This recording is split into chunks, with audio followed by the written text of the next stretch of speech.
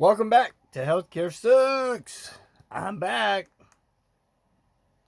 Hey, no clapping on the other side. Jeez. A guy gets sick and he goes down for a few hours and then he's thrown out in the brush like an old toothbrush. I'm just kidding. Anyway, as I sit here resting today, excuse my voice again. Um, I'm hearing different things about National Guard and how they will implement more or less, and this is here in Canada and other places, how they're going to implement forcing people to stay in quarantines and other things. So I just, amongst other things, I thought I would share this.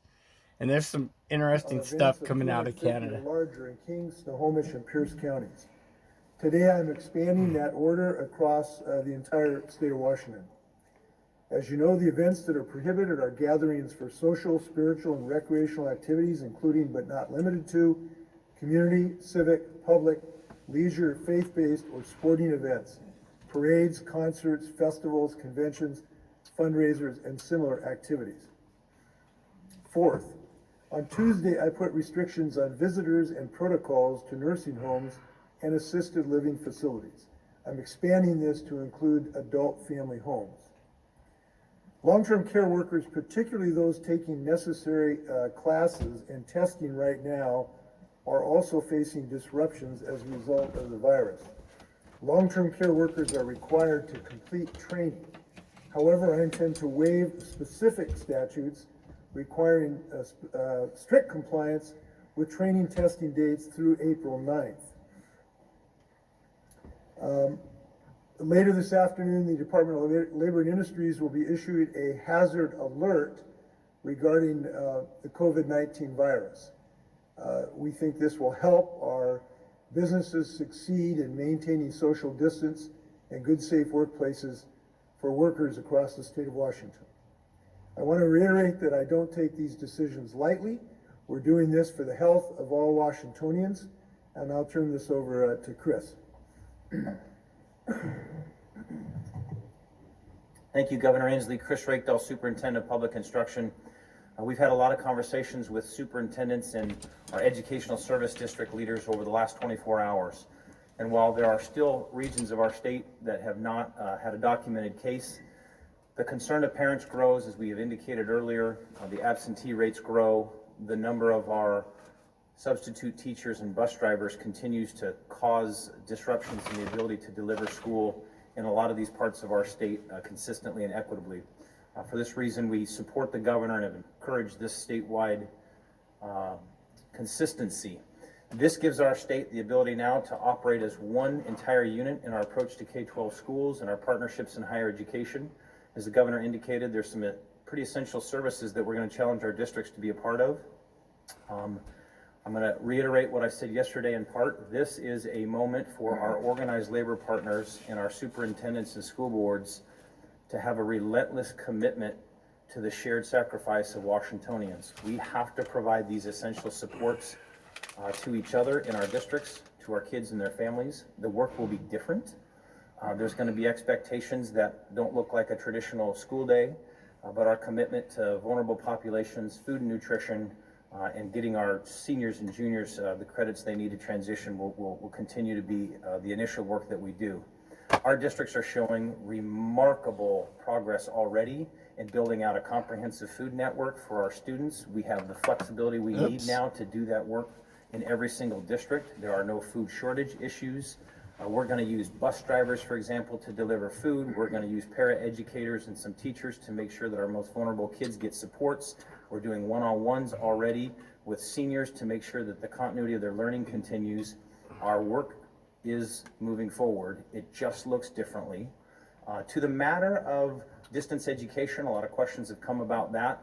Again, the governor has been really encouraging of districts to be creative about this process, and this permits that. Our districts are grappling with some federal regulations, and we're going to push through that, I think, in the next 24 hours in guidance to our districts. We want them to be creative. We want them to be innovative. This is an opportunity for all of them. I want to reiterate, though, they are focused on equitable services, and I think they can deliver on that, but they're going to take the time necessary to do that well. And I will reiterate that over this next week, while they can be engaged right away, we would expect them to need some time between labor and management to build these new supports and these different services and these sort of reformed efforts that they're going to have to do over the next 6 weeks. So I ask for patience of families who I know are scrambling for childcare. They're going to need to be patient for another week, and then our systems will be pretty well deployed and ready to go in each community. Still no answers Thank about you, Chris. I think Chris how to did a pay for remarkable it. job trying to coordinate our communication with our educational leaders, and it's actually been very comforting to know that educational leaders think action is required. Stand for questions. Governor, is there any consideration at this time for limiting non-essential travel out of people's homes, either statewide or in some of the harder hit areas? Not at the moment. So we do not have active consideration of those issues. But obviously, this is a very fluid situation, and we will make the best decisions going forward as we can. Governor, we've been asking the federal government to declare a state of emergency. President Trump has just done so. What is your response to that? What does that mean to our state? Yeah, I talked to the vice president about this yesterday and asked him to urge the president to make such a declaration. And that is helpful to the state of Washington because it will make some Medicare and Medicaid benefits eligible where they would not be eligible. It helps with the public messaging as well to let all Americans know how serious this challenge is. So it has been helpful. And I thank the vice president for his help in this regard. I also had some discussions yesterday with him about the possibility of Washington State helping expedite some of the laboratory testing protocols that have been challenging and a couple other issues. So we're glad that the federal government has helped in this regard. And food distribution. I'll come back to this. School workers, you mentioned yesterday that the state of emergency might help them. How might it help them? Well, it helps them possibly, and this is only a possibility at the moment, with coverage of unemployment insurance. The type of declaration the president made today probably will not be able to help in that nature of that specific requirement. But I'll tell you how it will help, and I'm glad this happened today, is to really add motivation of Americans to help us in this effort. And I'm really serious about this. You know, Chris and I and school directors and legislators, we're doing some positive things together. I talked to Republican leaders today. I really appreciate their leadership in the legislature getting the funding package through of $200 million. But the people who really count here. It's time for Troy's 2 cents worth. Where to start? Okay, let's start with that hokey little last part. I'm glad you people are willing to. As U.S. citizens, you're wonderful people. We want you to come and help out and do da da da da da. Yeah. And how much are you making a year, Mr. Governor? And how much are your buddies making a year? And are you well prepared and taken care of for this? Better than the rest of us? Yeah.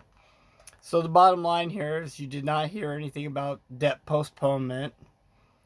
I've went through this many times, so I'm not going to explain it. If you're new, I apologize. I could explain it to you, but you better go watch my previous videos. I went into it for last week about bottom line having all debts postponed, including rents, and a card issued for a minimum of $1,000 to people in households. So if they are quarantined, they can get stuff brought in. He goes into child care and getting child care paid for, and how heartwarming, that, that healthcare people need to find somebody to take care of their kids so they can keep up the good chin up and show up and take care of people and stuff. After today, I seen 40-some billion signed in by the president. About 2 weeks ago, there was 8.4 billion. Billions.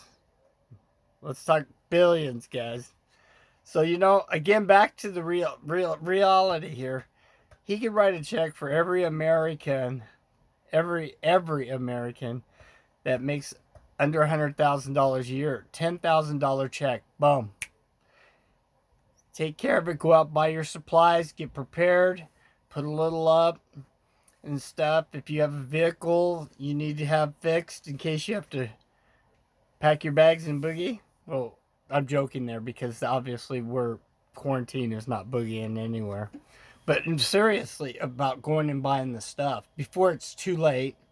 As we notice, it's all flying off the shelves. Plus, when you're quarantined, to have stuff coming and going, as long as it does come and go. But the bottom line here is the government take the responsibility, to which one quick incident. By the way, IRS has never accurately accounted for the monies coming and going. So I put to you, there's probably trillions of dollars out there that they have access to. Trillions. A cute little story about Rumsfeld during the Bush era and several trillions of dollars mysteriously disappearing. You might look into that. Different whole subject, but... And with that, we use the Fair Use Act. Nothing you see here is real. He's not real, I'm not real. And I could go into it more, but I'm just going to tell you, this was a very slow video. I don't even expect you guys to watch the whole thing. I will try to pop on something. The next video will be better, I promise. So with that, I'm just going to say this was a sad, slow video. I hope if you get something out of it, great. But I think if you look at what they're talking about, it's been implemented across all the states or going to be and more. And I don't know if they caught it or not because I was in and out of the room. I apologize. The part about the National Guard being on reserve now. And they're, quote, like New York's talking about it for delivering foods and whatever. But there will be a forced implemented quarantine. Canada and I believe the United States now has said that they will forcefully make people quarantine. Well, if they're going to do that, they need to forcefully fork out some dinero. Healthcare sucks.